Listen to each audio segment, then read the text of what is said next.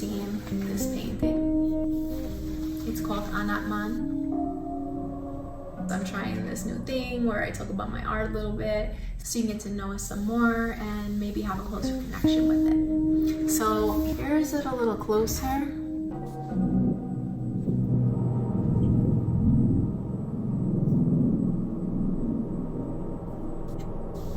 I feel like this painting never really got the love it deserved, and maybe it's because there's not a central figure, because I know it's hard for me to connect with art when there's not a central figure, but that's why I thought if I explained it, it might get some love.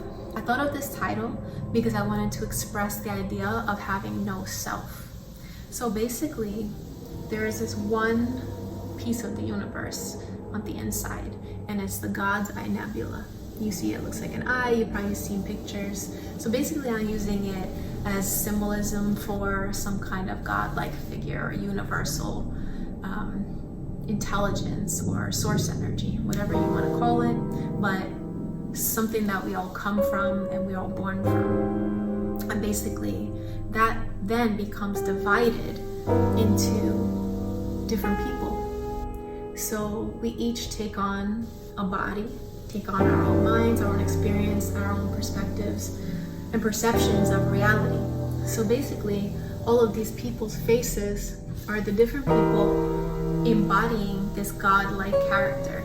And through their eyes, which are like domes of, it almost looks like a black hole going into the center of their minds, which is the God's mind, it comes out into this Taurus energy field and points to the piece of the earth that they come from in particular. So the idea is that they're each having this specific perception of their reality on this planet in their body. But when you go backwards and you go towards the center, they are all coming from the same energy, meaning we are all one and there is no actual self.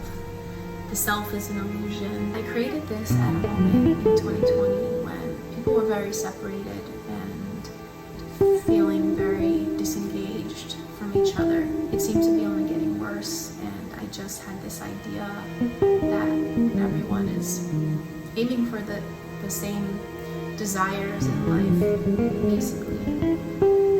And although our experiences are very different from each other, those things are the foundation of what human beings most naturally want.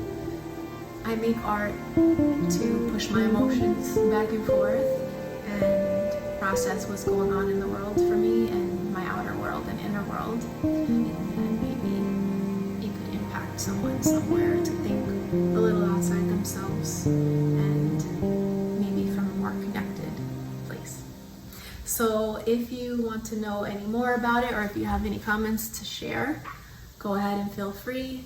And I do have prints of this available on my website, as well as some other products that are really beautiful. And if you are interested in seeing any other paintings described, let me know in the comments which ones. Thanks for listening. Bye.